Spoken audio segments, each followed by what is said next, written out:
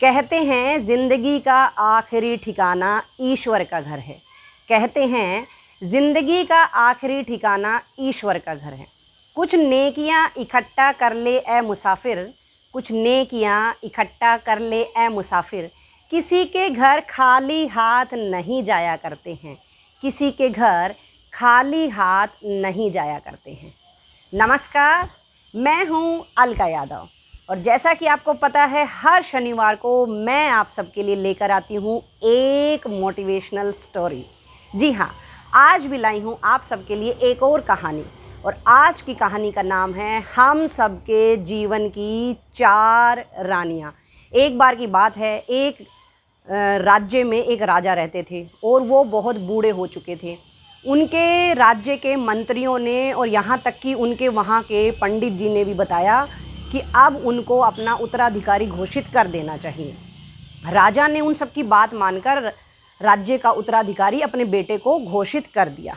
उसके बाद उनकी तबीयत भी दिन प्रतिदिन बिगड़ रही थी, वो बीमार रहने लगे थे। तो उन्होंने अपने वहाँ के पंडित जी से बात करी, उनसे पूछा तो उन्होंने कहा कि अब आपका अंतिम समय आ चुका है और आप कुछ ही समय में ईश्वर को प्यारे हो जाएंगे। तो मेरा ये मानना है कि आप यहाँ से संन्यास ले लें, जंगल में चले जाएं, वहाँ पर तपस्या करें और ईश्वर के ध्यान में ही अपने आप को खो दें। राजा ने उनकी बात मानी। राजा ने सोचा क्यों ना मैं यहाँ से जाऊँ तो मैं अपनी रानी को साथ ले जाऊँ। राजा के थी 4 रानियाँ, राजा को सबसे प्रिय थी चौथी रानी। राजा ने सोचा क्यों ना मैं उसी को अपने साथ ले जाता हूँ। इसके बाद राजा अपनी चौथी रानी के पास गए और वहाँ पर जाकर उन्होंने बोला कि मैं संन्यास लेना चाह रहा हूँ, ईश्वर के ध्यान में लीन होना चाह रहा हूँ, क्या तुम मेरे साथ जंगल में चलोगी। रानी का केवल इतना ही सुनना था और उन्होंने एक ही पल में मना कर दिया। रानी ने राजा के साथ जाने से मना कर दिया। उसके बाद राजा वहाँ से मायूस होकर लौट रहे थे तो उन्होंने सोचा क्यों न मैं अपनी तीसरी रानी के पास चलूँ। राजा अपनी तीसरी रानी के पास गए और वहाँ उन्होंने यही सारी बातें बताई। जैसे ही बातें सुनी रानी ने भी जाने से मना कर दिया, साथ ही ये भी कहा कि अगर आप यहाँ से चले जाओगे तो मैं भी यहाँ नहीं रहूँगी, मैं भी अपनी दूसरी शादी कर लूँगी। राजा को ये बहुत ही बुरा लगा। उसके बाद राजा वहाँ से निकले तो राजा को लगा क्यों ना मैं अपनी दूसरी रानी के पास जाऊँ। वहाँ के राज्य के फैसलों में, सुझावों में, राजनीतिक कार्यों में वो रानी बढ़ चढ़कर भाग लेती थी। दूसरे नंबर की रानी बहुत ही बुद्धिमानी थी। राजा को लगा पक्का वो तो मेरे साथ ही चलेंगी।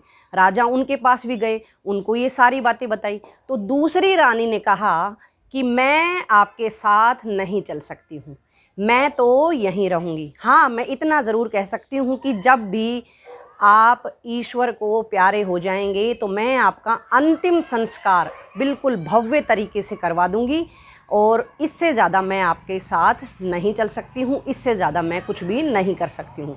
राजा बहुत ही हताश हो गया और अपने कक्ष की ओर लौटने लगा। जैसे ही कक्ष की ओर लौटने लगा उसको पीछे से एक आवाज़ सुनाई दी और आवाज़ थी पहली रानी की। उसने कहा कहाँ जाना है मुझे बताइए, मैं आपके साथ चलने के लिए तैयार हूँ।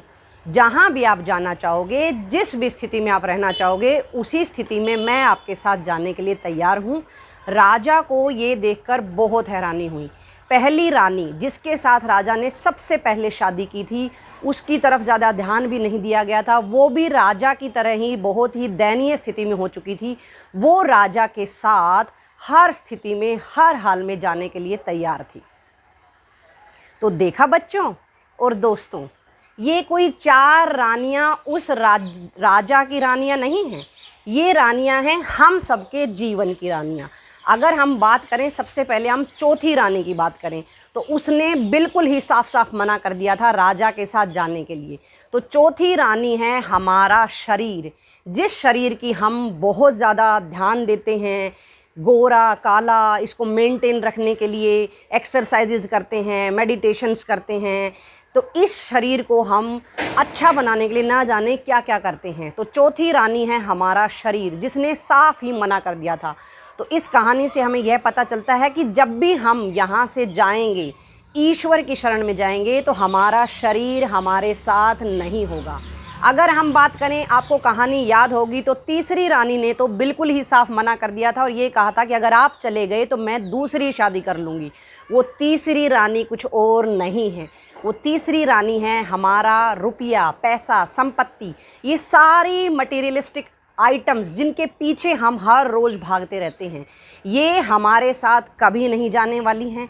जिस प्रकार से रानी ने कहा था कि मैं दूसरी शादी कर लूँगी, इसका मतलब है कि जिस दिन हम इस धरती से गए वो सारी चीज़ें जो हमारी हैं वो दूसरे की हो जाएंगी।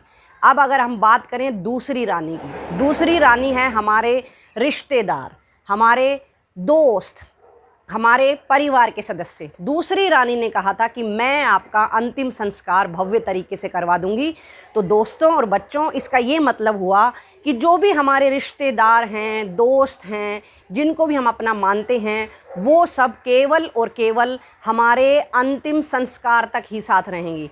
वो केवल शमशान घाट तक ही हमारे साथ आएंगे, उसके आगे वो नहीं आ सकते हैं। अब अगर हम बात करें पहली रानी की, तो पहली रानी है हमारी आत्मा। जी हाँ, जब भी हम यहाँ से अलविदा होंगे, ईश्वर की शरण में जाएंगे, तो हमारे साथ कुछ और जाए या ना जाए, हमारी पहली रानी यानी कि आत्मा हमारे साथ ज़रूर जाएगी।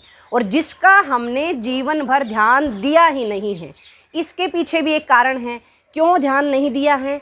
क्योंकि जो भी चीज़ हमें फ्री में मिलती है उसका हम बिल्कुल भी ध्यान नहीं रखते हैं। जिस समय हमें ये जीवन मिलता है, मनुष्य रूप में हम नीचे आते हैं, उसी समय से हमारे साथ हमारी आत्मा साथ होती है और हम उसका कभी भी ध्यान नहीं रखते हैं। इसलिए हमें अपनी आत्मा का, अपने कर्मों का ध्यान रखना है। हमें अपने कर्म अच्छे करते जाने हैं, नेकी करते जानी है, इसी को हम ऊपर लेकर ईश्वर के पास जाएंगे। क्योंकि मेरा मानना है कि हम कैसे भी कर्म करें, हमें कर्म करते रहना चाहिए, फल की इच्छा कभी नहीं करनी चाहिए। अगर अच्छा कर्म करने से अच्छे फल नहीं मिलते हैं, पर ये ज़रूर है कि बुरा कर्म करने से बुरे फल अवश्य मिलेंगे। इसलिए अपनी आत्मा को ध्यान में रखते हुए उसकी शुद्धता पे ध्यान दीजिए, अच्छे कर्म करते रहिए, खुश रहिए, सुरक्षित रहिए, मेरे साथ यूँ ही बने रहिए। मैं आपको हर शनिवार की तरह अगले शनिवार फिर से मिलूँगी। तब तक के लिए नमस्कार।